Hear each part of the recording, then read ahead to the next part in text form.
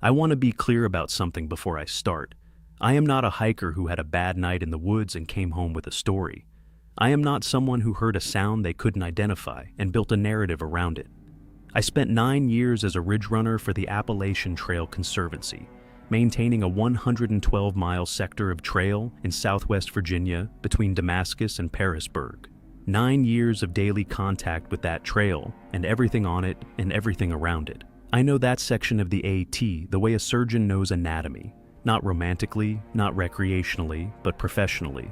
The specific knowledge of someone whose job required understanding every feature of a system and keeping that system functional. I say this not to impress you. I say it because what I found was found by someone with that background. And what that background means is that I was the least likely person on the planet to find it, and the most qualified person to understand what it meant once I did. Before we get into this, hit that subscribe button, because stories like this don't usually end well. My name is Conrad Hale. I am 51 years old. I left the trail in the fall of 2021 after 9 years of service. My resignation letter cited personal reasons. That was the language I used because the language I wanted to use had no place in a formal document submitted to a nonprofit organization whose mission is trail conservation and whose institutional culture has no filing system for what I needed to report. I am telling this story now because the package arrived. I'll get to the package. Everything I'm about to tell you leads to the package, and the package is why I'm sitting here talking into a recorder instead of doing what every rational instinct I have is telling me to do, which is to take the contents of that package to the Conservancy and let someone else carry what I've been carrying for the past 3 years.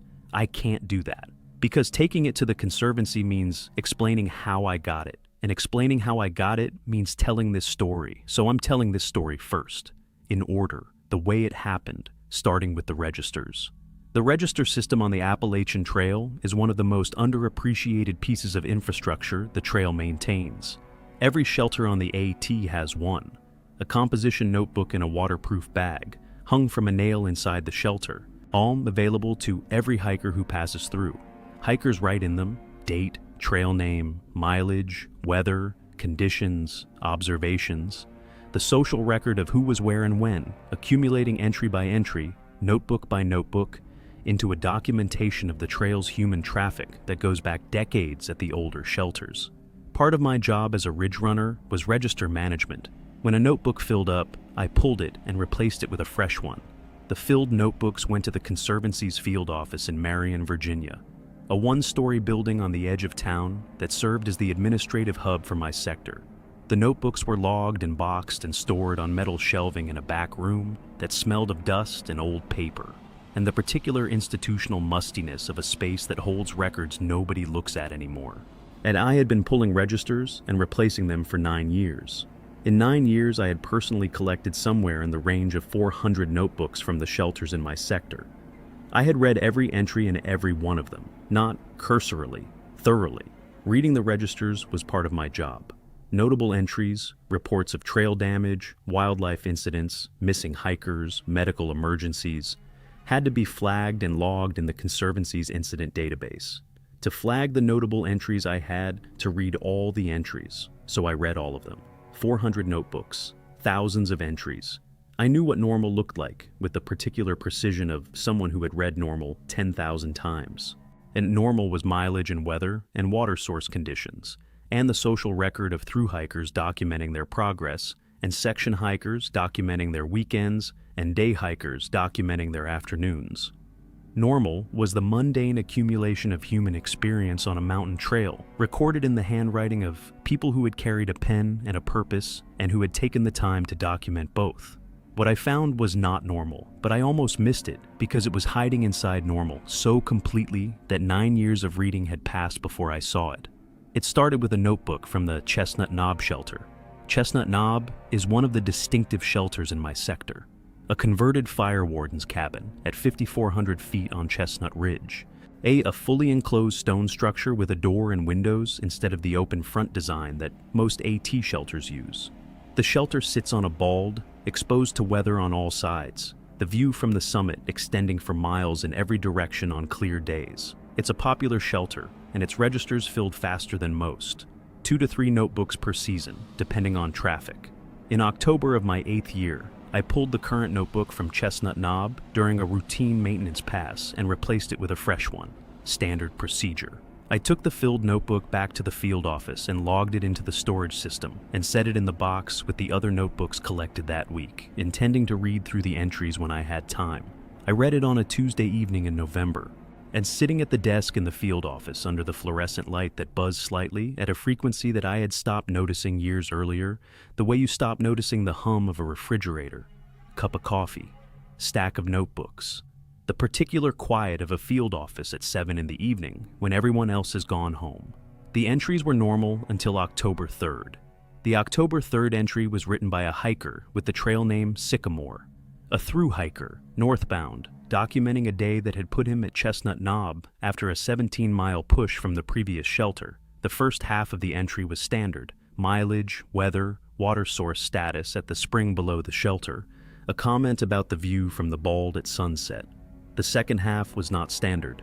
Sycamore wrote that he had been woken at approximately 2 in the morning by a sound outside the shelter. Not the wind, which was significant at that elevation, and which he had already documented in the first half of the entry. Something else, a low, sustained vocalization from the direction of the tree line below the bald. He wrote that the sound repeated at regular intervals and that he had found himself counting the repetitions without deciding to count. He wrote that he reached 18 before the sound stopped. He wrote that he did not go outside to investigate. He wrote that the sound had felt, in his word, intentional. He wrote one more sentence at the end of the entry. It said, "I don't know what made that sound, but I know it wasn't an animal, and I know it knew I was in here." I read it twice. Then I flagged it in my log under wildlife incident, possible, unconfirmed, the standard category for entries describing unusual animal behavior near shelters. I finished the notebook. I went home. 3 weeks later, I was reading through the notebooks collected from the southern end of my sector. 5 shelters, a stretch of trail between Grayson Highlands and the Virginia-Tennessee border. Routine collection, routine reading. The 5th notebook was from the Hurricane Mountain Shelter, a 3-sided wooden structure 12 miles southwest of Chestnut Knob, sitting in a gap at 3,800 feet. The Hurricane Mountain notebook had an entry dated October 3rd. Different hiker. Trail name, Drumlin. A section hiker, southbound, 2 days into a 4-day trip. The entry documented a normal day with one abnormal addendum at the end. Drumlin wrote that something had been outside the shelter between midnight and 3 in the morning. A sound, low, repeating, felt in the chest as much as heard. He wrote that he counted 23 repetitions before it stopped. He wrote, "Not wildlife. I've been hiking for 30 years. That was not wildlife. I sat with that notebook for a long time." October 3rd, Chestnut Knob, 18 counts. October 3rd, Hurricane Mountain, 23 counts, 12 miles apart. Same night. I pulled Sycamore's notebook back out of the box and put it beside Drumlin's notebook and read both entries again with the particular attention of someone who was looking for a coincidence and hoping to find one and not finding one. Same night. 2 shelters, and in 12 miles of Virginia ridgeline between them. 2 hikers traveling in opposite directions who had never met and had no connection to each other, describing the same phenomenon with the same details and the same involuntary counting response. I did not sleep well that night. I want to describe what the next 3 months looked like from the outside, because from the outside, it looked like a ridge runner doing paperwork. That is all it looked like. I came to the field office in the evenings after my trail shifts, and I sat at the desk under the fluorescent light, and I read old registers, boxes of them, the archived notebooks going back to the earliest records the Conservancy kept. It was the oldest boxes on the bottom shelves, dusty and the cardboard softened by years of humidity, in a building whose climate control was insufficient for Virginia summers. I read every notebook from my sector that the field office held. Every entry from every shelter for every year, the records covered. I was not reading for content. I was reading for dates. I built a spreadsheet. Date, shelter name, entry description, count number when present. I logged every entry that described the phenomenon, the sound, the counting, the feeling of something outside, and I mapped each one against the shelter's geographic position in my sector and the date it occurred. It took 3 months because there were a lot of notebooks, and because I had a day job, and because I was methodical in the way that 9 years of trail maintenance had made me methodical, systematic, thorough, unwilling to reach a conclusion before the data supported it. The data took 3 months to assemble. The conclusion it supported took about 4 seconds to see once the spreadsheet was complete. The phenomenon was not random. It was not a coincidence of multiple hikers having similar experiences in similar terrain. It was a route. Something was moving through my sector on a schedule, visiting shelters in a specific sequence, spending one night at each shelter before moving to the next. Covering the 112 miles of trail between Damascus and Parisburg in a circuit that repeated on a cycle I calculated at approximately 14 months. Not calendar months, lunar months. The cycle tracking the lunar calendar with a precision that no animal migration I was aware of matched. The route moved north to south in the spring and south to north in the fall. The shelter visits were not consecutive. Not shelter 1, then shelter 2, then shelter 3 in geographic order. The sequence jumped. Visited the shelters in an order that appeared random until I mapped the visit dates against the lunar calendar and saw the pattern underneath. The sequence was ordered by the lunar phase at each visit. New moon visits to the highest elevation shelters. Full moon visits to the shelters in the deepest gaps. The intermediate phases filling in the shelters between. Something was walking my sector on a lunar schedule, visiting every shelter, producing in the hikers who slept there the involuntary response of counting, and had been doing this for as far back as the records went. The oldest notebook in the field office storage was from 1973. The phenomenon appeared in it. I found references and records that predated the Conservancy's formal documentation system. Photocopied pages from Trail Club archives that had been included in the field office files for historical reference. Records going back to the 1940s when the Virginia section of the AT was being established.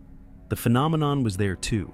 Different hikers, different handwriting, same description, same counting, the route the same. Whatever was walking my sector had been walking it since before the trail existed to provide a route. The trail had been built through its territory. The shelters had been built at points it already visited. I need to talk about the numbers. I had been logging the count numbers from each entry, the number of repetitions each hiker counted before the sound stopped, as data points without a clear interpretation. The numbers ranged from single digits to the low 30s. They appeared random. I had plotted them chronologically and seen no obvious pattern. I had plotted them geographically against shelter location and seen no obvious pattern. It was the Conservancy's GIS technician who gave me the framework without knowing she was giving it to me. She was demonstrating a mapping function in the office one afternoon, showing me how to input coordinate fragments to build a location point progressively, each new data point narrowing the target.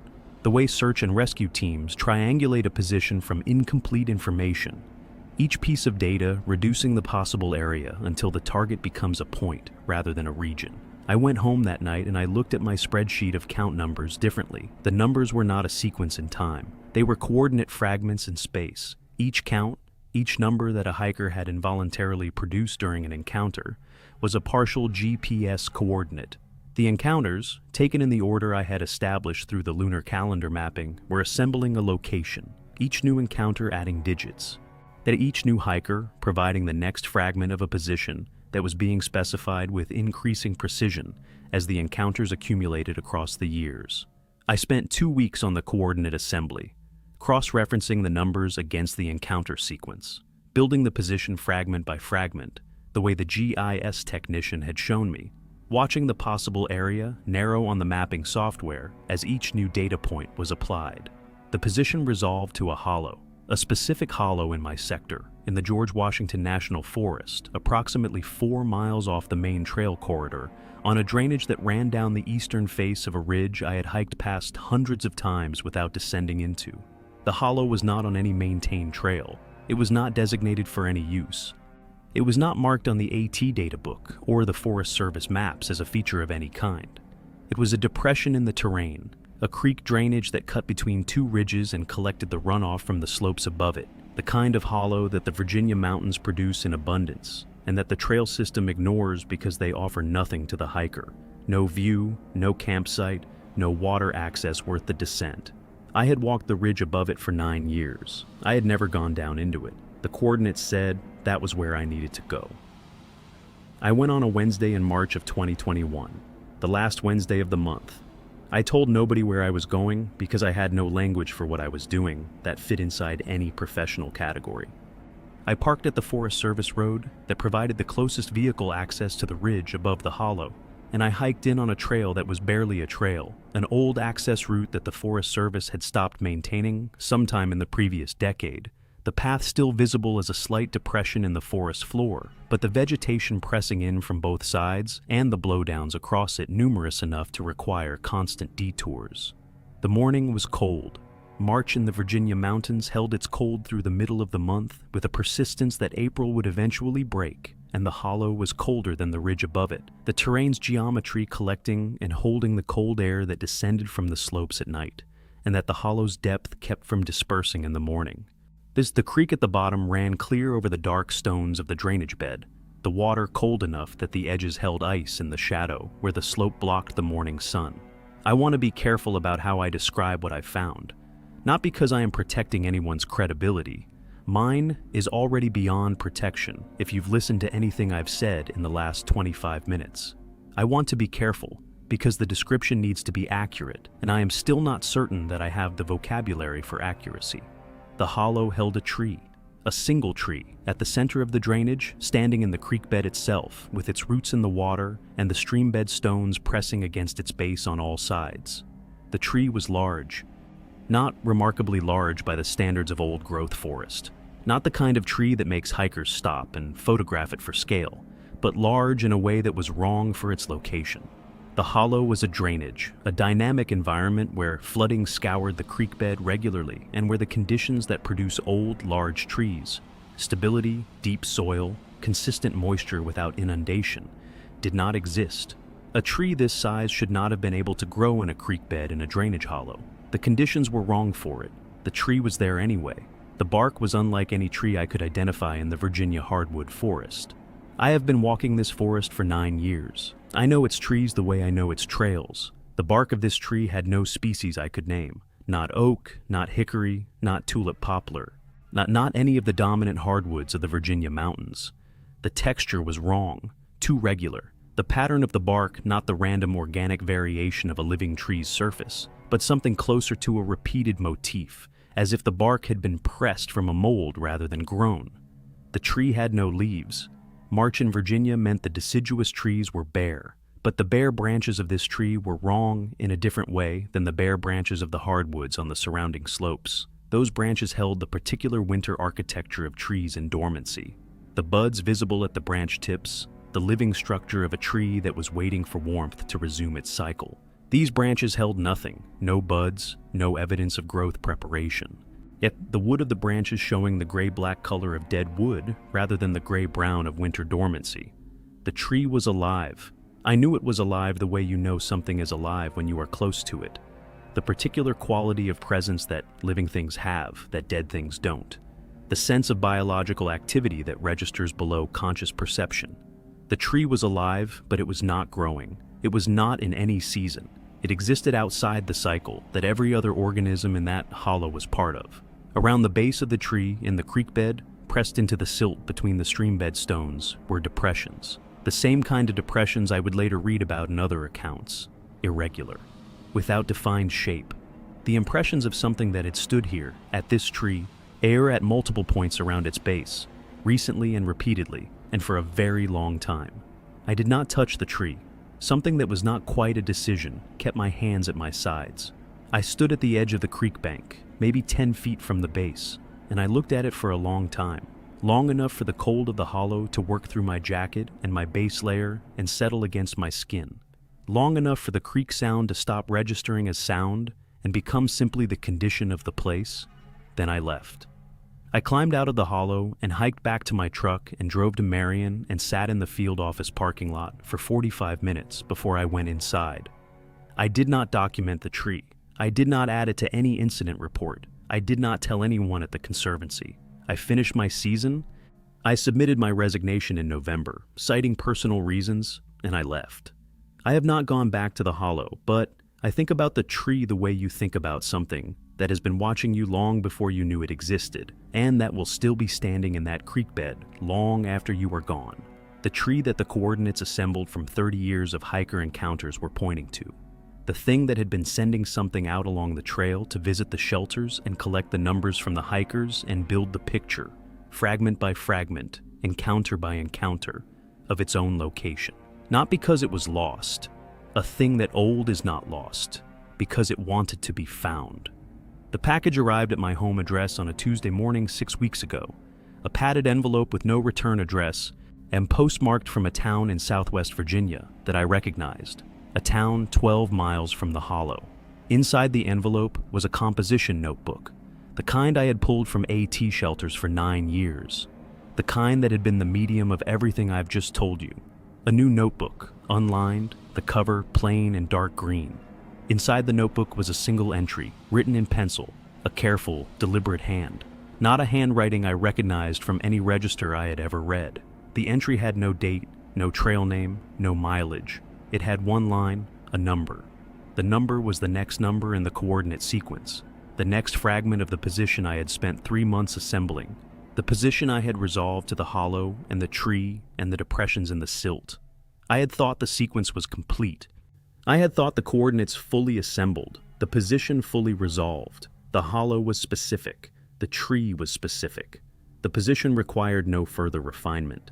The new number refined it anyway, added a decimal place to the coordinate precision that my assembled sequence had not achieved, narrowed the position from the hollow to a specific point within the hollow, not the tree, beneath the tree. I have not gone back. I am telling you that clearly, and I am telling you that I mean it in the way that a person means something when they have spent 6 weeks convincing themselves it is true. I am not going back. Whatever is beneath that tree in the creek bed in the hollow 4 miles off the AT in the George Washington National Forest, I am not going to find it. But the notebook came to my house, my home address. The address that appears on no trail document, no conservancy record, no register entry I ever made. The address that I gave to no one in 9 years of working that trail. The address that is mine, the way my name is mine, privately, personally, not attached to anything that the mountains should have access to. The package came anyway, which means what is in that hollow knows where I live, has known probably for longer than I have, has been watching the Ridge Runner, who walked above it for 9 years without descending, has been assembling its own information about me the way I was assembling information about it, fragment by fragment, patient as a tree in a creek bed, patient as the mountains themselves. I keep the notebook in a drawer. I have not opened it again since the morning it arrived. I know the number that's on the page, yet I have not added it to my spreadsheet. I have not run the refined coordinate. I have not looked at the map to see what the decimal precision points to, what specific feature beneath that tree the new number is indicating. I know what it wants me to find. I know because the sequence has been building towards something since at least 1973, possibly since before the trail existed. Because something has been walking 112 miles of Virginia ridgeline on a lunar schedule, visiting shelters, producing in hikers the involuntary act of counting, assembling a location one fragment at a time, patient beyond any patience I have a framework for.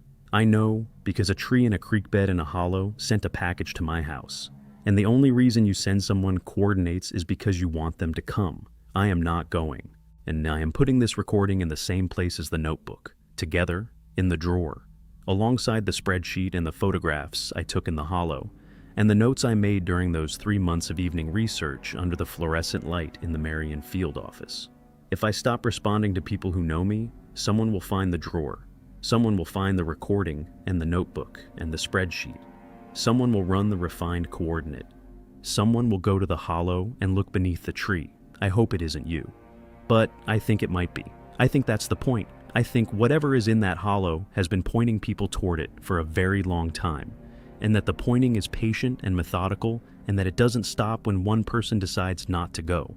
It just finds another hiker, and it just starts a new count. This has been The Ledger, Story 2 of 6 in the Appalachian series. Conrad Hale submitted this recording in March of 2024.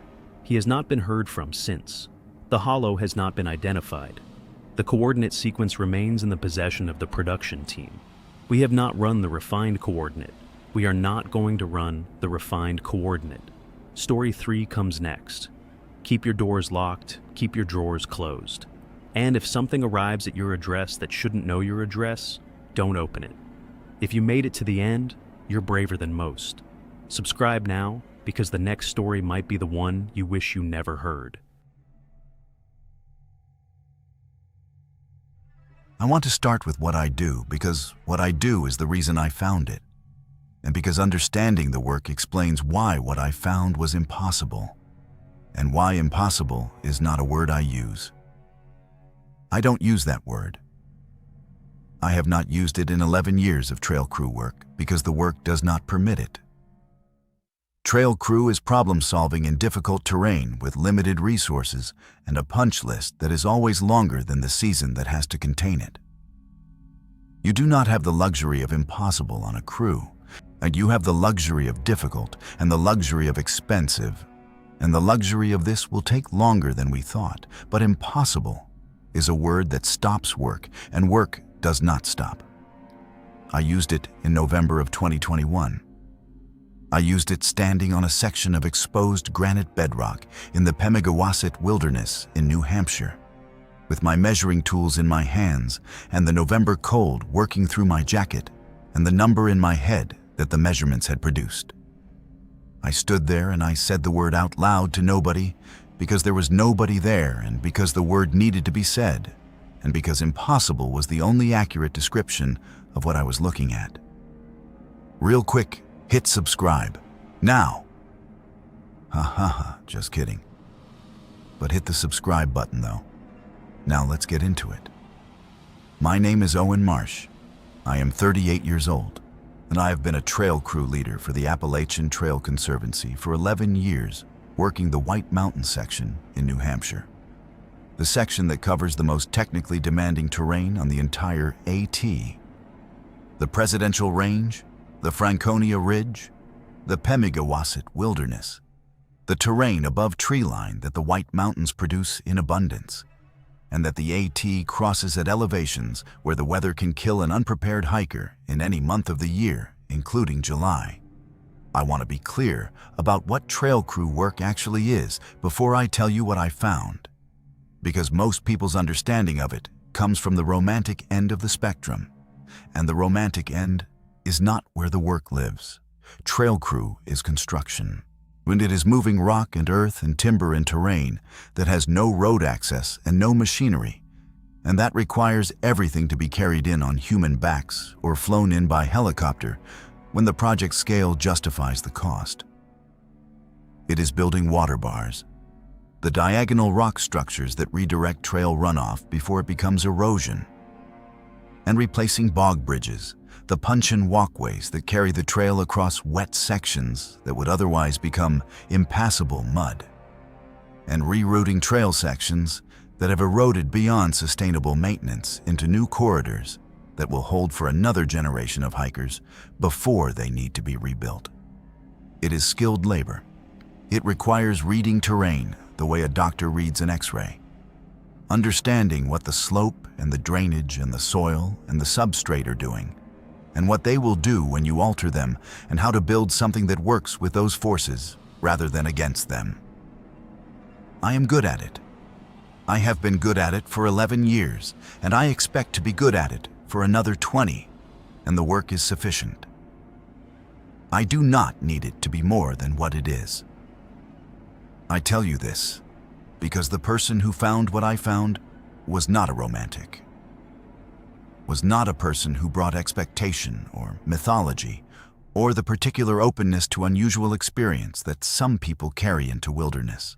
And I brought a rock bar and a measuring tape and a work order and the 11 years of a professional relationship with difficult terrain that had never once produced anything that required the word impossible. Until November. The project was a reroute in the Pemigewasset Wilderness, a section of existing trail on the north side of a ridge that had been deteriorating for a decade. The original trail corridor running through terrain that the spring melt had been attacking systematically. The water finding the path of least resistance through the trail tread, and turning a hiking path into a drainage channel that widened every year. And the erosion had reached the point where the trail was unsustainable in its current location, and the decision had been made to move it, to survey and construct a new corridor 50 to 100 yards to the west that would sit on more stable ground, and that would hold for the next 50 years. The Pemigif-Wasset Wilderness is the kind of terrain that makes reroute work complicated. Remote, the nearest road access is several miles from the project area in every direction. Dense mixed forest below the ridge, the spruce and fir of the upper elevations giving way to hardwood in the lower hollows, the undergrowth thick enough to limit visibility and make cross-country movement slow and effortful. And rocky. The White Mountains are granite country. The bedrock close to the surface throughout. The glacial history of the range deposited in the form of boulders and ledge outcrops and exposed rock faces that appear constantly and that require the trail builder to either route around them or incorporate them. November was the last working window before the winter shut the high country down. The crew had been reduced to a skeleton operation. The summer crew dispersed to other jobs and other lives, leaving me and one other person, a younger crew member named Seb, to complete the season's final work. Seb had been on my crew for 2 years. 26 years old, strong, reliable, good instincts for terrain reading. The kind of crew member you want when you are 2 people doing work that normally takes 6. The November work was survey, not construction. The construction would start in the spring when the ground thawed and the crew reassembled. Survey and flagging. Walking the proposed reroute corridor, assessing the terrain for construction feasibility, marking the route with flagging tape, documenting the features that the construction crew would need to account for. Work I had done dozens of times on dozens of projects. Methodical, physical, specific. I took the north end of the proposed corridor. Seb took the south end. We would work toward each other through the day, meeting somewhere in the middle, combining our assessments into a complete picture of the reroute corridor's terrain. Standard survey methodology. We split at the trailhead at 7 in the morning. The November light arriving late and leaving early at this latitude and elevation, on the working window compressed to maybe 8 hours of usable daylight.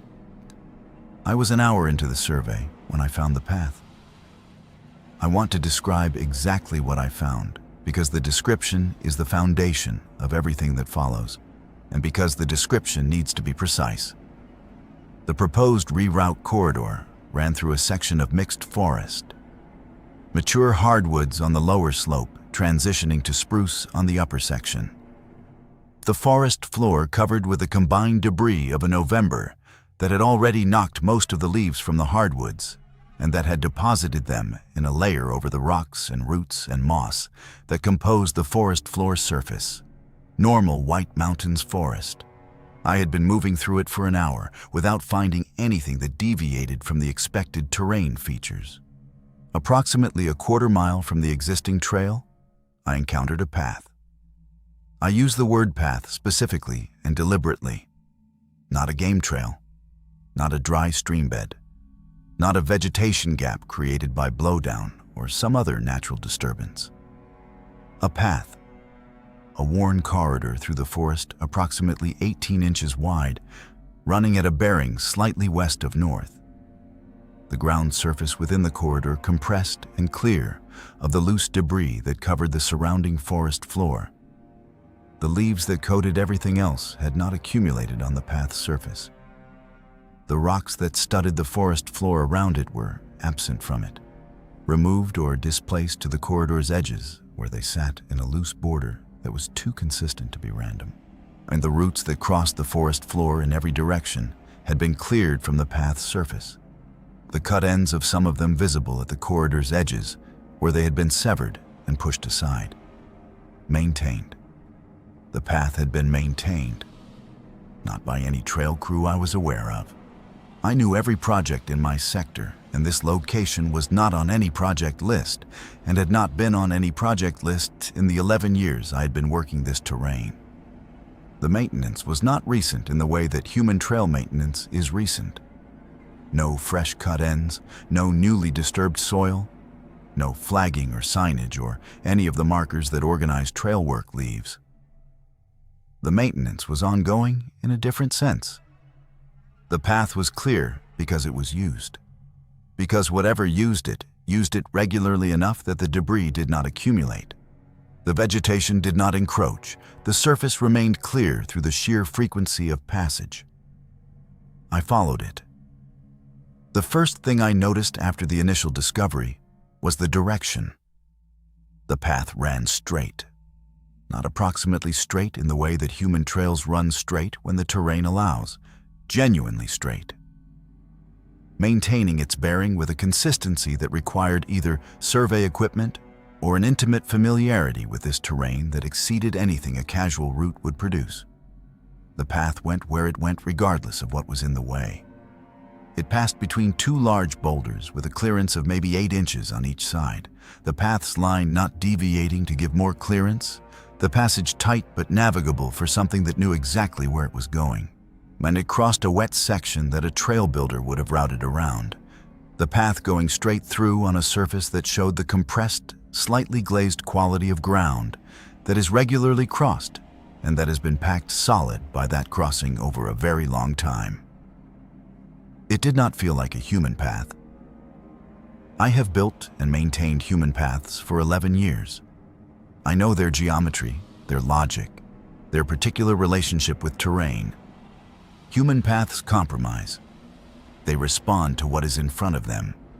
They curve and switch back and route around obstacles because the humans who build them are thinking about the humans who will use them and about making the passage efficient and safe. This path did not compromise. It went through things, and the things it went through had accommodated it over time by getting out of the way, and I followed it for a quarter mile before I reached the granite. The Pemigewasset wilderness has sections of exposed bedrock where the glacial scouring removed the soil, and the centuries since have not replaced it. Flat expanses of gray granite, cracked and pitted by freeze-thaw weathering, lichen covered on the surfaces that received moisture, smooth on the sheltered faces. Features I had worked around and worked with for 11 years.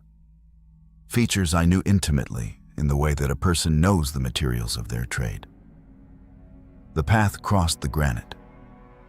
This was the first structural impossibility. Not the larger one I found, but the first one. The path continued across the rock surface with the same straight bearing it had maintained through the forest. The granite showing no marks of maintenance, because granite does not need maintenance. The surface bare and hard, and the path's route across it, obvious only if you were following the path from the forest side and knew to continue looking for it on the rock's far side. I walked onto the granite. I followed the bearing. And approximately 20 feet onto the rock surface, I looked down and found the depressions. I am going to describe them with the precision of someone who measured them, because I measured them. They were worn into the granite surface, not scratched, not chipped, not any of the surface modifications that impact produces in stone. Worn, smoothed. The particular abrasion of surfaces that have been contacted repeatedly over a long period. The same process that wears a stone step concave in the center after generations of foot traffic. The same process that polishes the brass rail in a bar where thousands of hands have rested over decades. Worn smooth by contact. The depressions were spaced at intervals of approximately 28 inches, center to center, running in a line that followed the path's bearing across the granite. Each depression was roughly oval in shape, the long axis of the oval oriented in the direction of travel. The dimensions: approximately 14 inches long, 8 inches wide at the widest point, and at the deepest measurable point, 2¼ inches below the surrounding surface.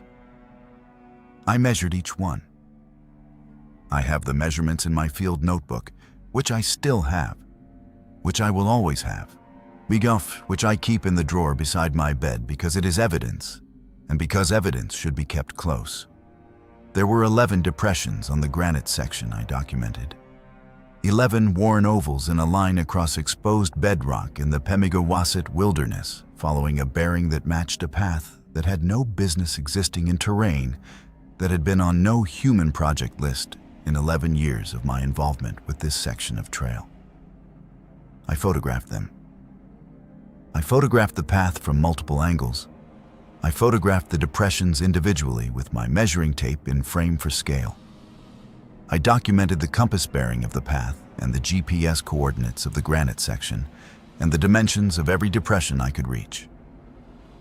Then I called Seb on the radio and told him to come to my position. Seb is 26 years old.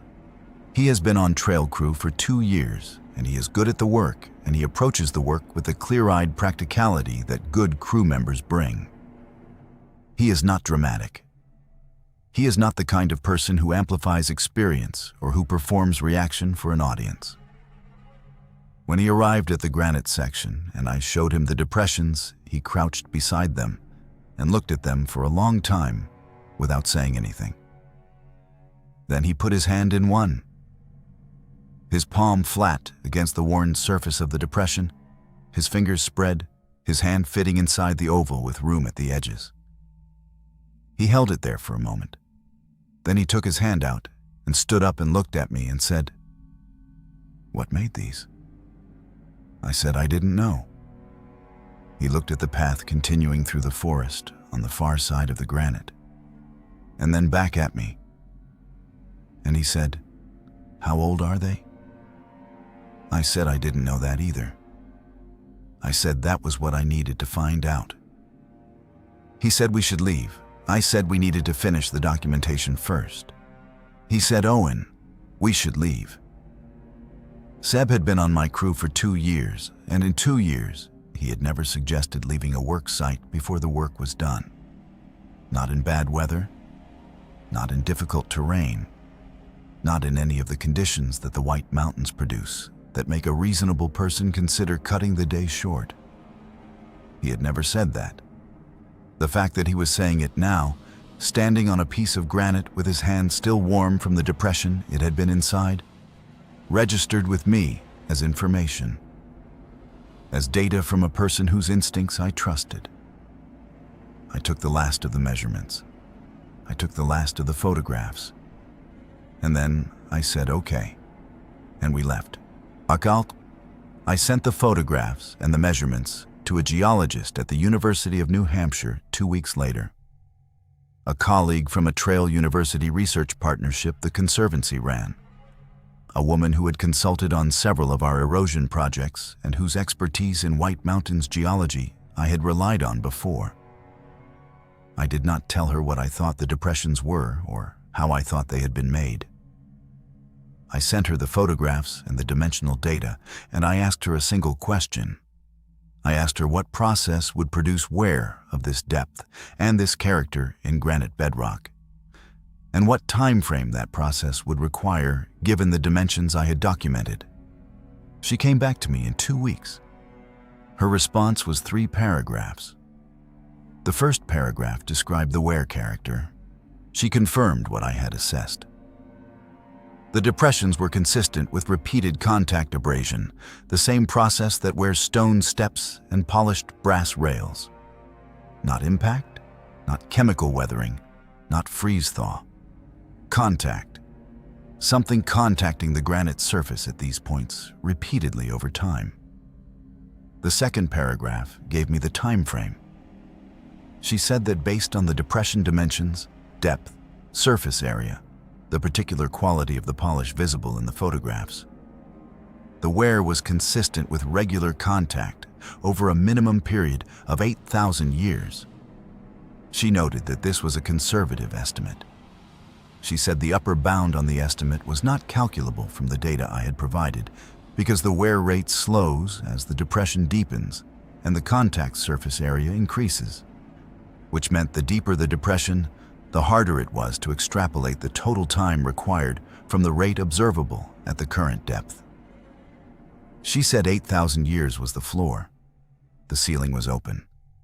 The third paragraph asked me where I had found them. I did not respond to the third paragraph. 8,000 years. I want you to sit with that number the way I sat with it. 8,000 years ago, the White Mountains were recently deglaciated terrain. The Laurentide ice sheet, the glacier that had covered New England under a mile of ice, had retreated from this region approximately 12,000 years ago. 8,000 years ago, the forest that now covers the Pemigewasset wilderness was in its early establishment phase. Pioneer species moving north into terrain that the glacier had scraped to bedrock and that the centuries since deglaciation had been slowly rebuilding into soil. The spruce and fir of the current forest were not there. The hardwoods were not there. The mountains were bare rock and thin soil, and the first tentative growth of a forest that would take thousands more years to become what it is today. Something was walking this path when the forest that now hides it did not exist. Something was walking this path before there was forest to walk through. Before the AT existed to parallel it. Before European settlement of New England. Before recorded human history in these mountains.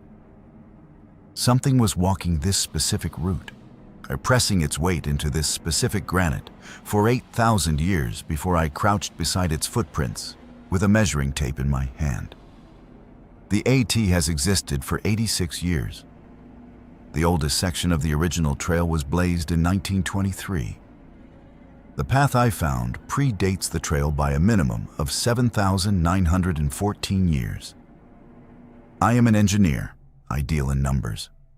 That number sat in my chest like a stone, and it has been sitting there since November of 2021. And it is still there, and I do not expect it to move. I spent the winter mapping what I could find. Satellite imagery first. The forest canopy hides most of the path from aerial view, but there are gaps. The granite sections, the wetlands, the path crosses, the ridge lines where the vegetation thins. And in those gaps, the path appears. A faint, linear feature in the terrain, straighter than any natural feature, maintaining its bearing across the topography with the indifference of something that decided on its route before the topography was what it currently is. I traced it 43 miles through the Pemigewasset wilderness and beyond. Not continuously, the canopy hides most of it, and the sections I could confirm from imagery were separated by gaps I had to bridge with inference. But the bearing was consistent.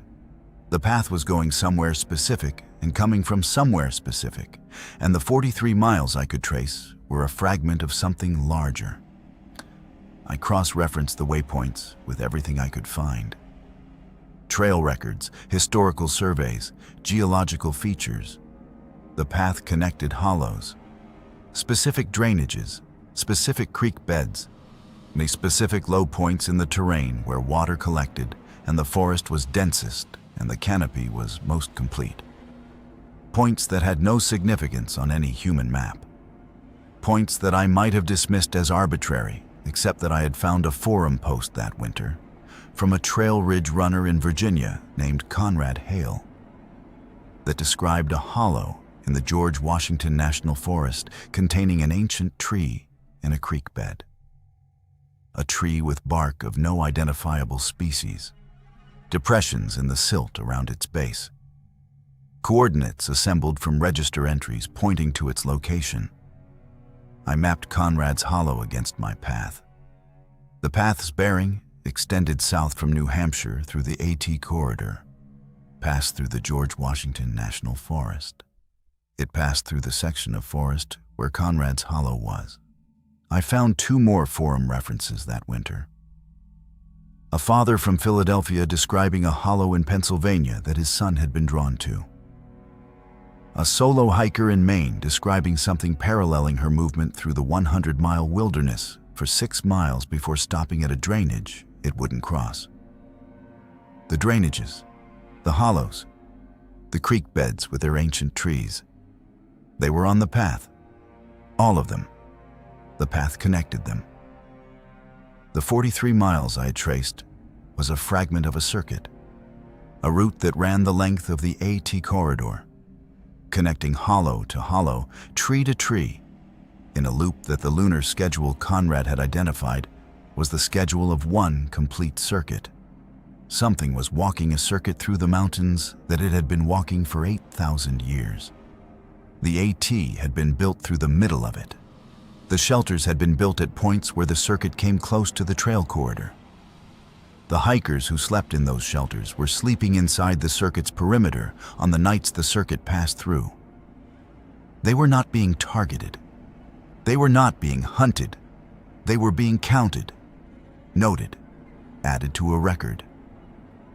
The AT is the most documented trail in North America. Every through hiker registers, logs their miles, signs their name in hundreds of registers from Springer to Katahdin. The trail has been doing this for 86 years. Every year, thousands of people walk into the circuit and walk through it and walk out the other side, documented and recorded and cataloged.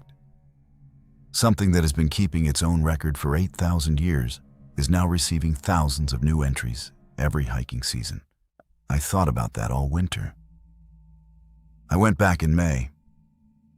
I told myself I was returning to continue the survey, to complete the documentation that the November light had cut short, to finish what I had started with the professional thoroughness that 11 years of trail work had built into my approach to every project.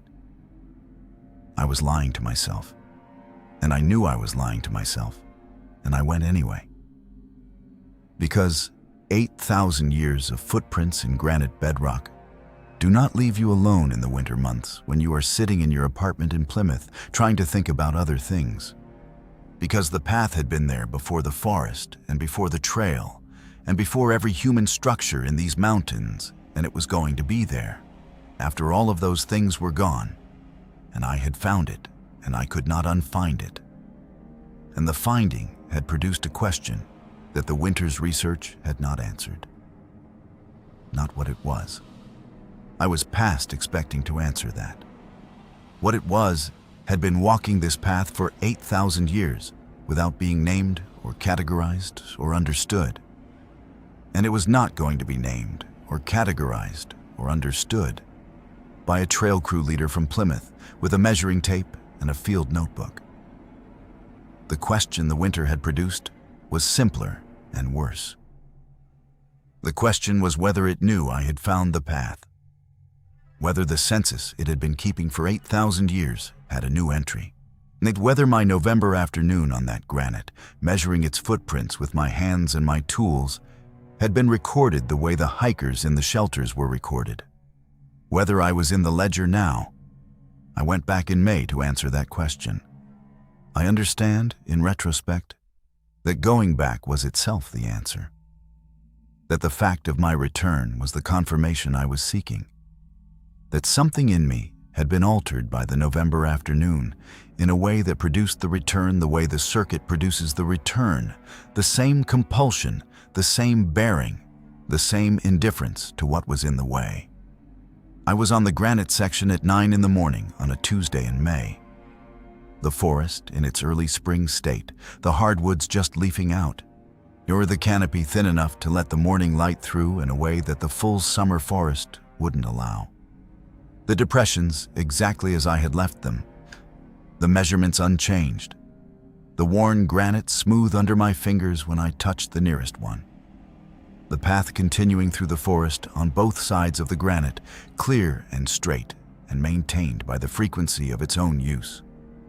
I was crouched beside the third depression, my measuring tape extended across it, confirming the dimensions against my November notes, when the smell arrived. I have no prior reference for this smell. I have read since November other accounts of it, a young woman in Georgia, a ridge runner in Virginia. I had not read those accounts yet in May.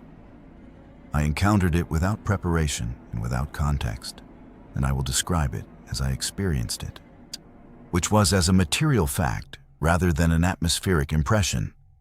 The smell was biological, intensely, overwhelmingly biological.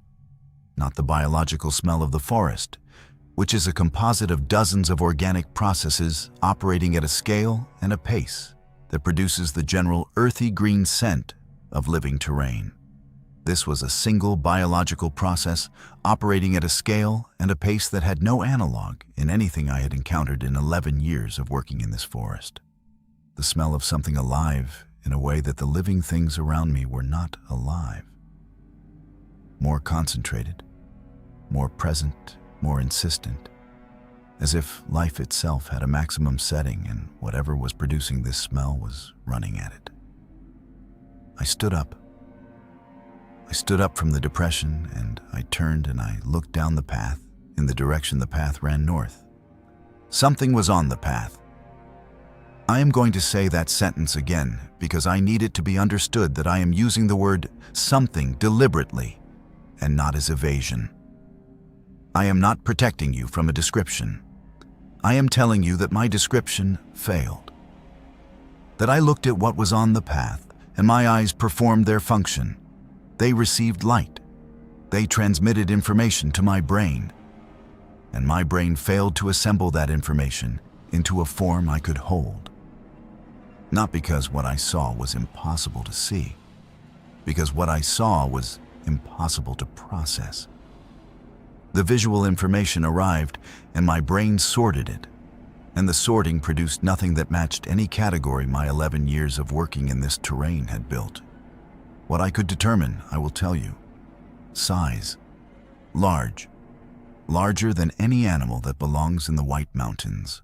Larger than a moose, which is the largest animal these mountains hold, by a margin I cannot quantify because I could not resolve the shape well enough to measure it against the trees it stood among.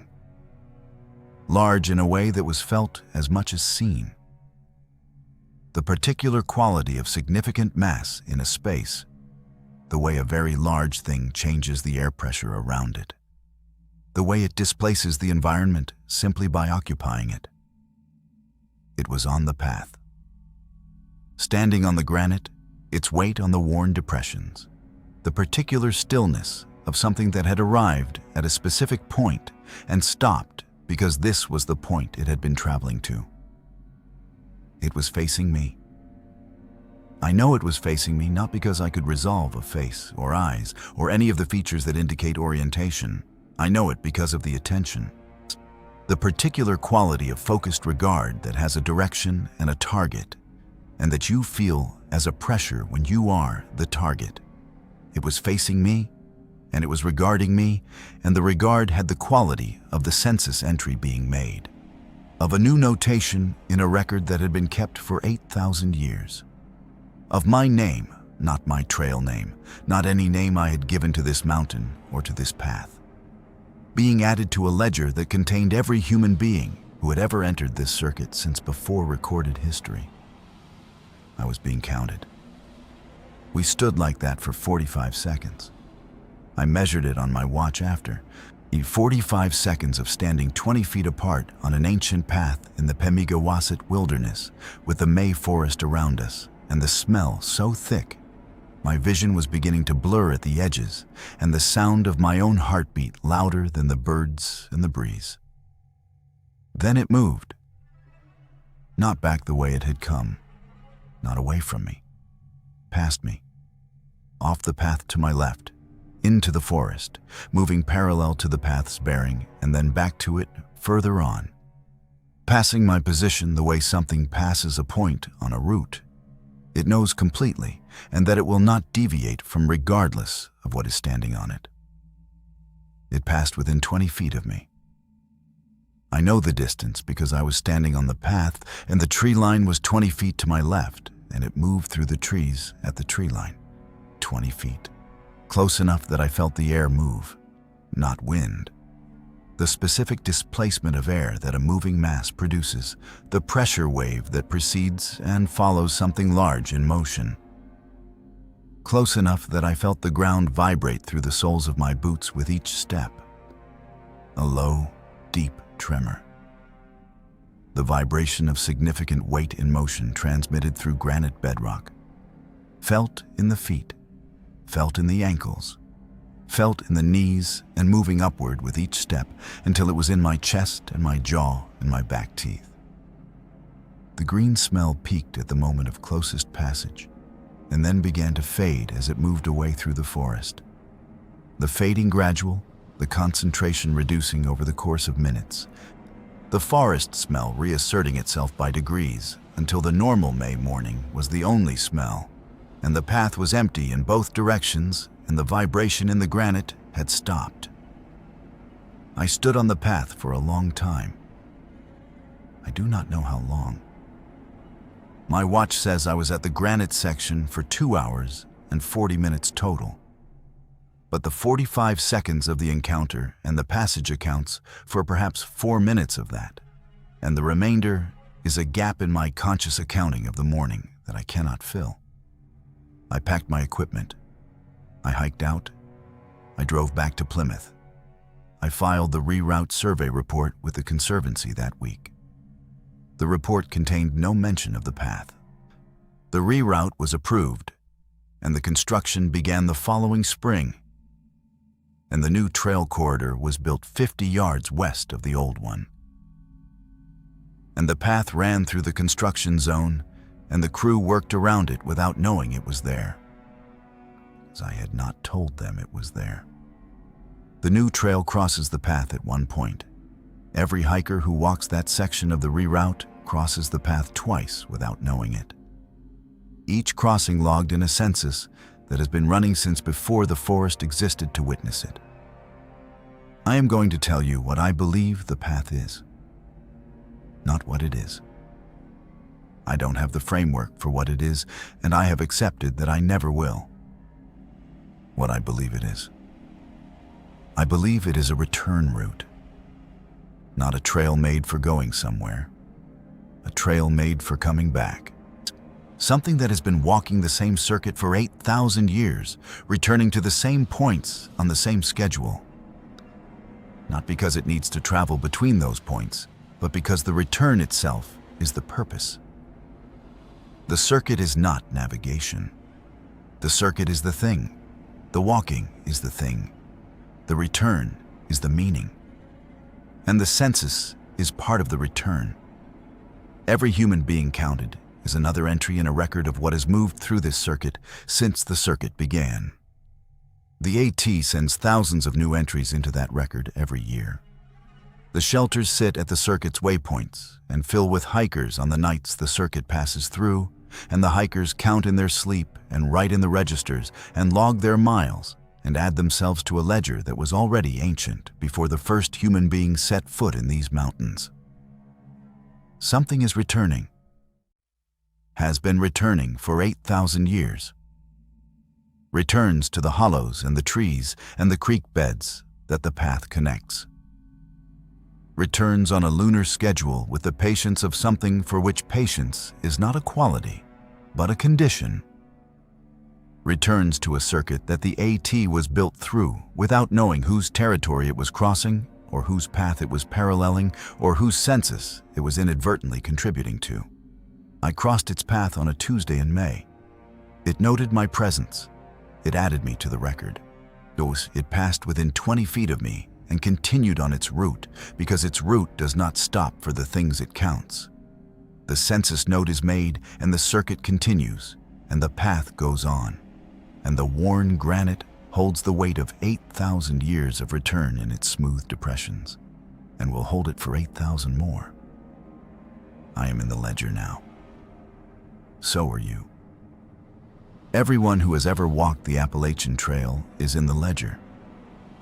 Every through hiker who summited Katahdin, and every section hiker who completed their weekend miles, and every day hiker who turned around at the first viewpoint, and every trail crew member who built the water bars and fixed the erosion and rerouted the sections and never knew they were maintaining a path that something else had already decided was its territory. All of us counted.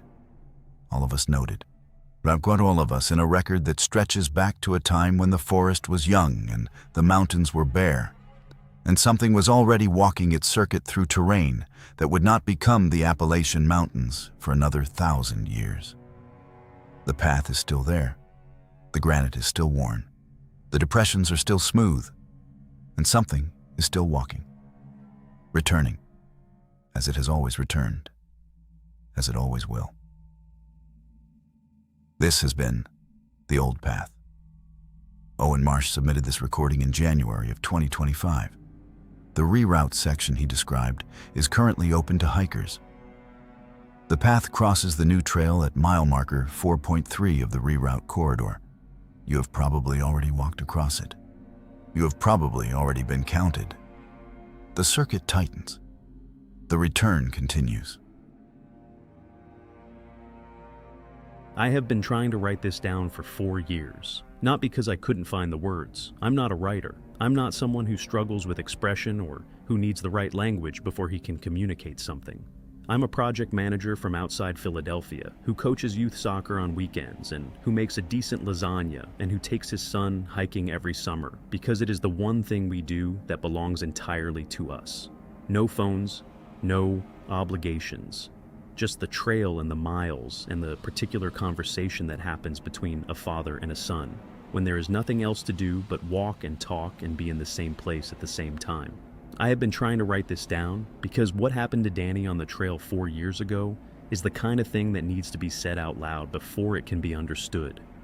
And I have not been able to say it out loud to anyone who knows us. Not to Danny's mother, who I am divorced from, and who would hear this story as evidence of something she already suspects about my judgment. Not to Danny himself, who remembers it differently than I do and who I am not sure I trust, to tell me the truth about what he remembers. Not to anyone in my life who would carry it back into the life I am trying to maintain around the edges of what I know. So, I am saying it here to strangers, because strangers are the only people who can hear this without it becoming something else. Real quick, hit subscribe. I am trying to prove my family wrong for saying I wouldn't make it to 500 subscribers. And guys, we are really close to hitting the 500 mark. Thank you, and let's get into it. The story you're about to hear gets worse the deeper it goes. My name is Joel Briggs. I am 47 years old. Danny is my son. He was 15 when this happened. He is 19 now. He is in his first year at Penn State studying environmental science, which I will come back to, because the major matters and the reasons he chose it matter. And the fact that I noticed and said nothing about it matters in ways I am still calculating. I want to tell you about the hiking tradition first, because the tradition is part of the story, and because understanding what it meant to us explains why I kept going back to the trail even after the first signs that something was wrong. The tradition started when Danny was 11. His idea, not mine. He had been reading about the Appalachian Trail in a book he found at the school library. Not a guidebook, a narrative account, a hiker's memoir. And he came to me one evening and said he wanted to hike part of it, just a section, just a week. I said yes because Danny asking me for anything at 11 was rare enough that I treated it as precious. He was a quiet kid, still is, the kind of child who processes the world internally and who surfaces conclusions rather than questions, who comes to you when he has already thought something through rather than when he is in the middle of thinking it. He had read the book and processed the trail and concluded that he wanted to walk part of it, and he surfaced that conclusion to me one evening after dinner with the calm certainty that characterized everything Danny decided.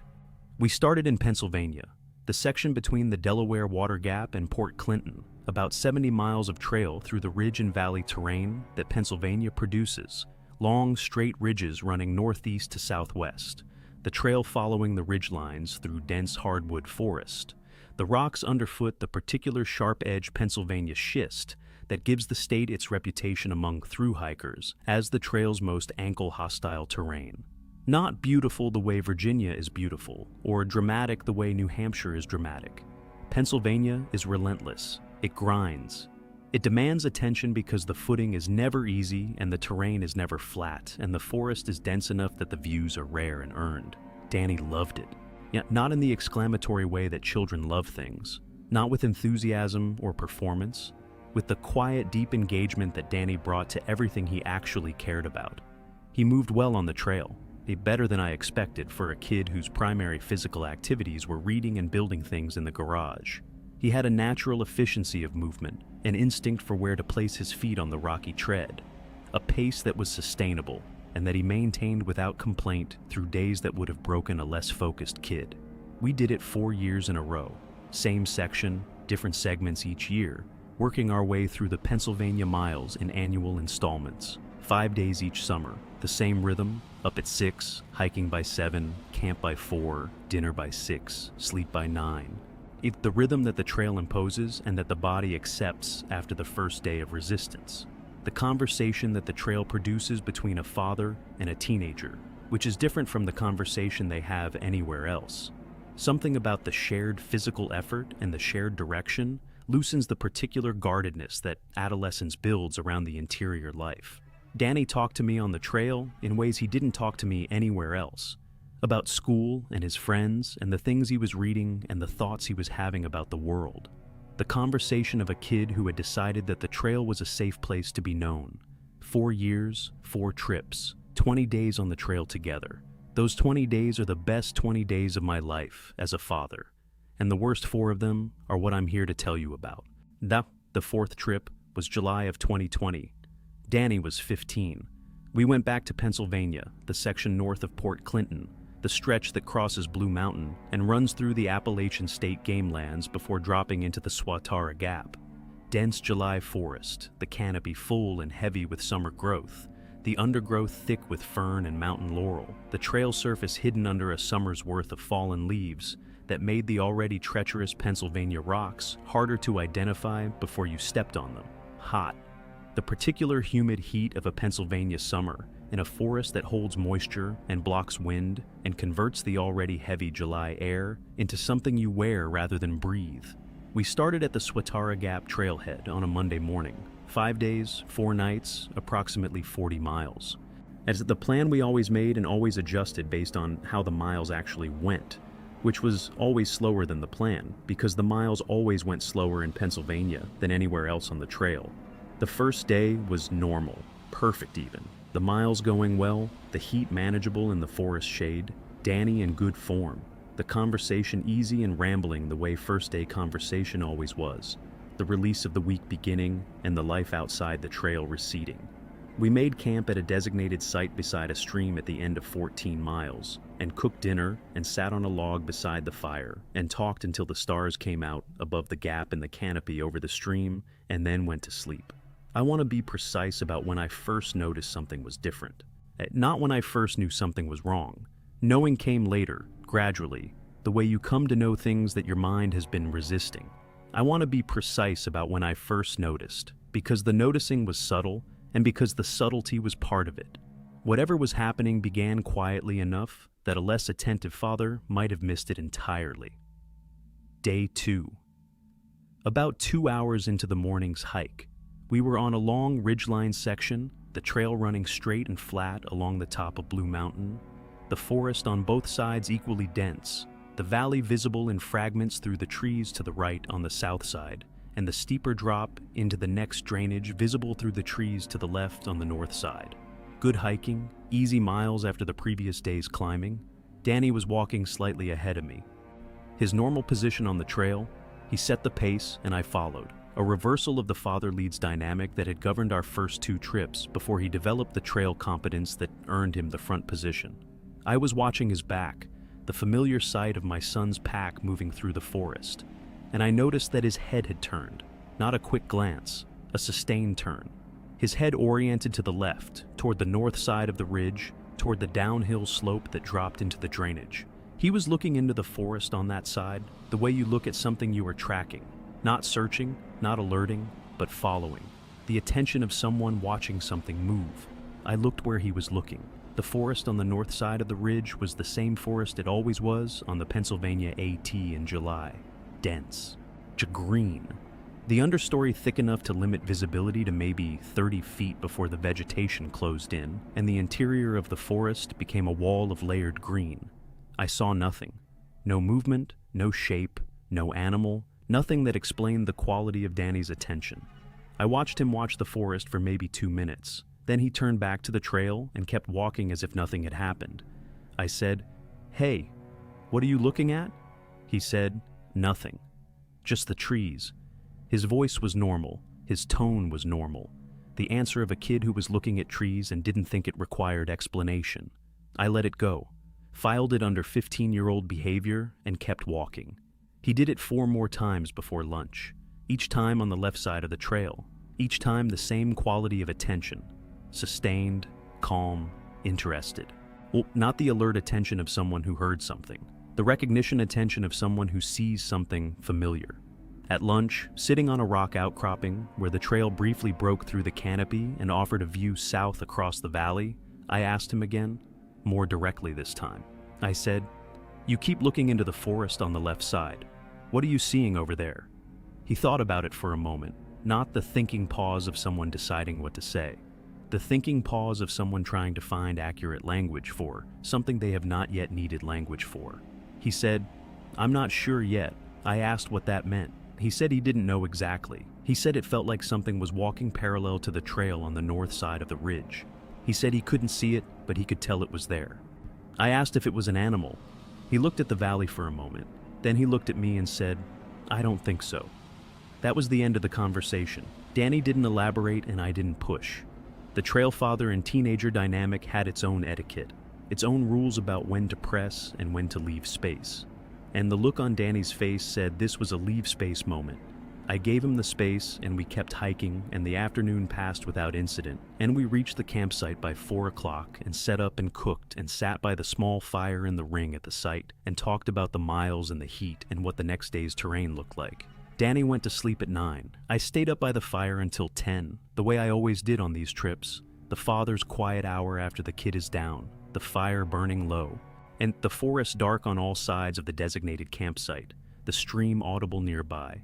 Normal, the Pennsylvania forest in July at 10 o'clock at night, producing its summer sounds. The insects, the frogs from the stream, the distant owl, the sounds I had been falling asleep to for 4 trips on this trail, and that I associated with safety and comfort, and the particular peace of a good day's hiking behind me, and a good night's sleep ahead. I went to bed at 10:15. I zipped my sleeping bag, and I listened to Danny breathing in his bag beside me, and I fell asleep faster than I usually did, the 14 miles of the day pulling me under. I woke at 2 in the morning, not from sound, I woke from absence. The particular wrongness of a space that is missing something that should be in it. I was awake before I understood why I was awake. The body performing its alarm function before the mind had processed the trigger. I lay in my sleeping bag in the dark tent, and I listened, and the tent was quiet. Too quiet. Danny's breathing. The sound I had fallen asleep to, the steady, slightly nasal breath of a sleeping teenager, was not there. I reached to my right and touched his sleeping bag. Empty. The bag unzipped and empty and cool, not the residual warmth of a bag recently vacated, but the cool of a bag that had been empty for some time. I sat up. I unzipped the tent door. Danny was sitting outside the tent, 10 feet in front of the tent door, at the edge of the campsite where the cleared ground met the forest edge.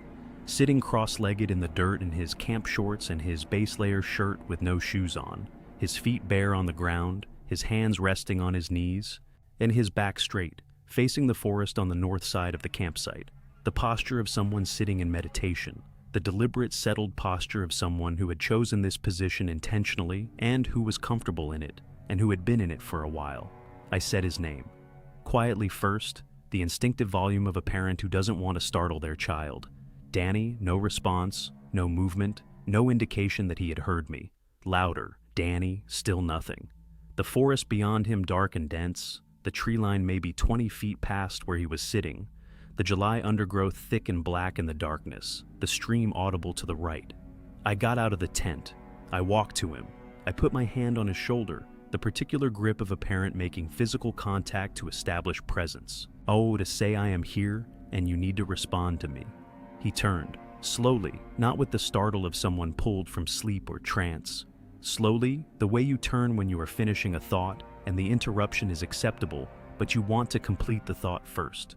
He turned and looked at me, and his eyes were open and focused and present. He was not sleepwalking. He was not in any altered state that I could identify.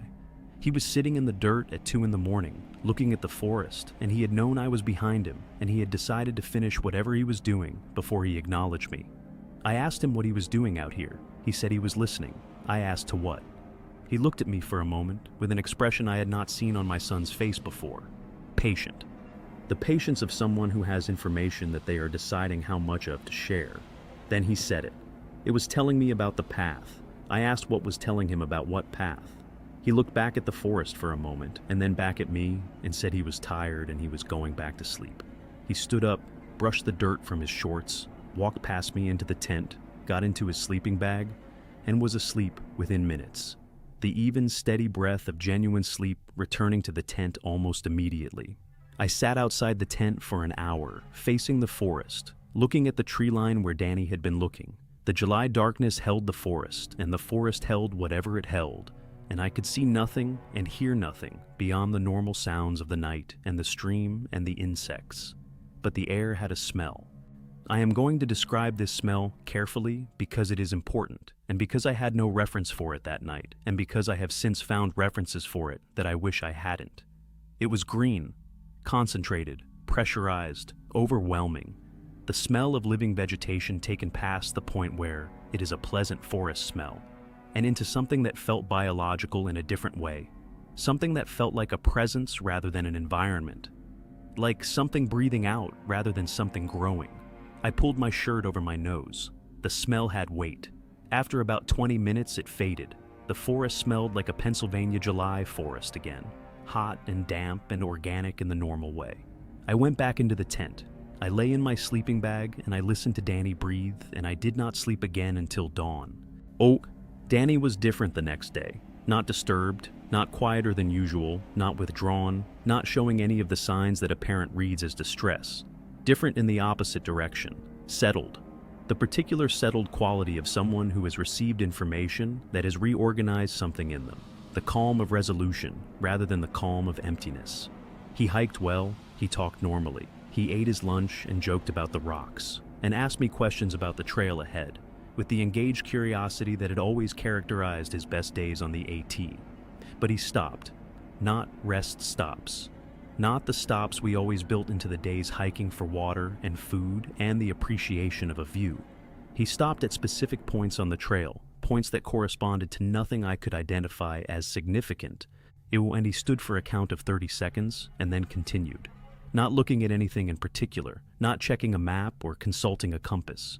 Standing in the middle of the trail at a specific point with the quiet attention of someone marking a location, registering it, adding it to a private record. The first time I watched him do it without saying anything. The second time I asked him if he was okay, he said yes. The third time I asked him why he kept stopping at these specific spots. He looked at the tree he was standing beside, then he said he was marking them. I asked marking what? He said the places where it had been. He said you could tell if you knew what to look for. He said the ground felt different. He said the trees near these spots had a quality he couldn't name, something in the bark or the way the branches held. Give me something that said this one, here, this is a place it stood. I looked at the tree beside him, an oak, a normal Pennsylvania oak in July, the bark furrowed and gray, the branches spread wide overhead with the full summer canopy, the leaves moving slightly in the ridge breeze. A tree I would have walked past without looking at. I asked him what it was, what the thing was that had been standing here. He thought about it for a while. We started walking again while he thought. Then he said, "The old one, Dad." Like it was a title, like it was a name. The old one, said with the particular familiarity of someone referring to something they have been formally introduced to. I did not ask him anything else about it that day. I am not sure I could have formed the questions. The questions I needed to ask were larger than the language I had available for them, and the answers I was afraid of receiving were larger than that. That night, Danny talked in his sleep. Not words, not language I could identify as language. A rhythm, a low, repeating pattern of vocalization, produced in his sleep from somewhere in his chest rather than his throat, the sound vibrating the tent fabric slightly, the particular frequency of it registering in my sternum as well as my ears. I counted the repetitions. I did not decide to count. I was lying in my sleeping bag in the dark tent, listening to my 15-year-old son produce a sound in his sleep that I had never heard him produce before, and the counting simply began in my mind without instruction. 17. He produced the sound 17 times, each spaced at intervals of approximately 15 seconds, and then he was quiet and his breathing returned to the normal steady rhythm of sleep, and the tent was still, and the forest outside was still, and I lay in the dark with the number 17 in my head, and the understanding that was assembling itself in my mind whether I wanted it to or not. Danny was counting in his sleep. Whatever was outside our campsite the previous night, whatever had been parallel to the trail all day, whatever had told my son about the path, it had given him the count. It had put the number in him the way it put the number in the hikers who heard it directly. Except Danny hadn't heard it in the way that produced conscious counting. It had gone deeper than that, and deep enough that the count was emerging in his sleep from a place below the conscious mind where the number was being stored. 17. I lay there until morning. The fourth day was when it broke. We were 3 miles into the morning's hike, the trail running along the north side of a ridge, the forest dense on both sides, the July heat already building by 9 in the morning, with the particular stubbornness of a Pennsylvania July that does not wait for afternoon to become oppressive. Danny was ahead of me, setting the pace, moving through the rocky tread with the sure-footed efficiency that 4 years of hiking this trail had built in him. He stopped, not the marking stop, not the 30-second registration of a place where it had been. A full stop, both feet planted, pack still, the complete cessation of forward movement. Then I came up beside him. I started to ask if he was okay. He stepped off the trail, to the left, into the forest on the north side of the ridge, the downhill side, the side that had held his attention since day 2. He stepped off the white blazed trail into the forest without looking back at me, and he started moving through the undergrowth. I said his name. He didn't stop. I followed him. Into the July forest, off the trail, the undergrowth immediate and dense, the mountain laurel pressing close, the footing suddenly treacherous without the cleared tread of the trail to follow. Danny moved through it like he had a path, not running, not forcing his way through the vegetation, moving with the calm efficiency of someone following a route that was clear to them, even if it was invisible to anyone else. I was calling his name continuously. Danny. Danny, stop. Danny, come back to the trail. The words that parents produce when their child is moving away from them towards something they cannot see. The words that are simultaneously a command and a plea, and that carry in them the particular fear of a father who has lost the trail and is losing his son in the same moment. He didn't stop. We descended, the ridge dropping away beneath us as we moved north off the crest and down the slope into the drainage that I had been able to see in fragments through the trees from the trail. The terrain steepening, the forest darkening as the canopy thickened in the hollow below, the light going from the filtered green gold of a summer ridge to the flat gray-green of a deep forest gap. The temperature dropping with the elevation, it's the hollow air cold the way hollow air is cold in July. A cold that seems wrong in the heat of summer, as if the hollow holds a different season than the ridge above it. Danny was ahead of me by 20 feet now. I was struggling with the terrain, and he was not. Moving through the dense July undergrowth without hesitation, the mountain laurel parting for him, in a way that it was not parting for me, the branches that slapped back into my face seeming to simply open for him. I know how that sounds. I know the rational explanation. He was moving with more certainty, and the vegetation responded to his certainty while my hesitation meant I was fighting it rather than moving through it. I know that explanation. I don't fully believe it. We reached the bottom of the hollow. A creek ran through the drainage, narrow, alm-clear water over dark stones, the sound of it audible before I could see it through the undergrowth.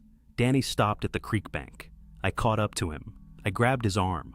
I grabbed it the way a parent grabs their child's arm when the child has done something dangerous, and the relief of having caught them, and the fear of what almost happened, arrive at the same moment and produce a grip that is too hard, and that the parent knows is too hard and cannot make softer. Danny turned. He looked at me, and I looked at him. And I need to tell you about his expression because his expression is the thing I carry and have been carrying for 4 years, and that I cannot file under anything, and that I cannot stop seeing when I close my eyes. He was not afraid. He was not confused. He was not angry at being stopped. He looked at me with the expression of someone who is standing at a threshold, a door that has been closed their whole life that is now open, and who has been told that what is on the other side is worth the crossing. The expression of someone receiving a gift that they have been waiting for without knowing they were waiting. He looked at me with the expression of someone being called home. I pulled him back from the creek bank. I held his arm, and I pulled him away from whatever was at the edge of that water. And I said his name, and I said we are leaving right now, and I pulled him up the slope and through the undergrowth and back up the side of the hollow the way we had come down. He came with me. He did not resist. He did not fight or pull away or argue. He came with me up the slope with the compliant ease of someone who has decided to allow the interruption, who has decided that the threshold will still be there later, and that there is no urgency because the thing on the other side of it is patient enough to wait. We hiked back to the trail in silence. We hiked out to the trailhead. I drove us home that night instead of finishing the trip. Danny sat in the passenger seat for 3 hours and looked out the window and said almost nothing, and I drove and said almost nothing. And the miles of Pennsylvania unrolled between the hollow and our driveway. And by the time I pulled into the garage, I had constructed the beginning of the story I would tell myself about what had happened, which was the story of a teenager who had an unusual experience in the woods, and who needed some time, and who would be fine. He was fine. That is the true and the insufficient part of the 4 years since. He is fine. He is at Penn State studying environmental science, which I noticed and did not comment on. He calls me on Sundays and we talk about school and soccer and the lasagna recipe he is trying to recreate in his dorm kitchen. He is a normal 19-year-old in all the ways that a father measures normality in his child, except twice a year, in spring and fall. On dates that I mapped against the lunar calendar after reading about Conrad Hale's research in a Trail Forum post last year. A post that made me sit at my kitchen table for a long time with the particular stillness of someone whose private experience has just been given a public framework. On the new moon nearest the equinox, Danny goes quiet, won't answer his phone, won't respond to texts, present but unreachable. I drove to campus on the fall equinox last year. I found him sitting on the grass outside his dormitory at 11 o'clock in the morning, cross-legged, feet bare, hands on his knees, facing north. The same posture as the campsite, the same settled, deliberate stillness of someone engaged in something that looks like nothing from the outside and is everything from wherever Danny is when he sits that way. Yeah, I sat beside him on the grass. I didn't touch him. I just sat there for 40 minutes while students walked past us on the path, and the October campus went about its ordinary day, around the two of us sitting in the grass facing north. After 40 minutes, Danny blinked and looked at me and said, "Hey, Dad, what are you doing here?" Like I was the unusual one. Like sitting cross-legged in the grass facing north at 11 in the morning was the baseline, and my presence required explanation. I took him to lunch. We talked. He didn't mention the sitting. I didn't ask. 3 weeks ago, he called me on a Tuesday, not a Sunday. The middle of the week call, that means something specific when it comes from your kid in college. I answered on the second ring. He said, "Hey, Dad, do you still have the gear from our Pennsylvania trips?" I asked why. He was quiet for a moment. Then he said he wanted to go back, to finish the section we didn't finish. I said no. He said, "Okay, just one word." The okay of someone who expected the answer and had already accounted for it. Then he said, and these are the last words of this story, because they are the last words my son said to me on that phone call before he said goodbye and hung up, and I sat in my kitchen with the phone in my hand for a very long time. He said, "It's okay, Dad." It said it would wait. I don't know what is in that hollow in Pennsylvania. I don't know what my son was shown at the edge of that creek bank that gave him the expression I have been seeing when I close my eyes for 4 years. I don't know what he hears twice a year when he sits in the grass facing north with his feet bare on the ground. I don't know what the path is that it told him about. I know that it is patient. I know that it has been patient since before the trail existed to carry my son within reach of it. I know that it waited through 4 years of a father keeping his son away from Pennsylvania, and that it considers 4 years nothing. I know that it selected my son specifically, and that the annual hiking trips I built as a way of staying close to my kid as he grew up were being used as a delivery mechanism by something that had already decided it wanted him. I know that Danny is 19, and that in 2 years he will be an adult who can make his own choices about where he hikes and what hollows he descends into, and what creek banks he stands at and what thresholds he crosses. I know that it knows this too, and I know that it is waiting. Patient as a tree in a creek bed, patient as the mountains, patient as something that has been here since before we put a trail through its territory, and that will be here long after the trail is gone, and the blazes have faded, and the shelters have collapsed back into the forest floor. It told my son it would wait. I believe it. That is the thing I cannot stop believing. Not the hollow, and not the tree, and not the sound in the night, and not the smell in the dark.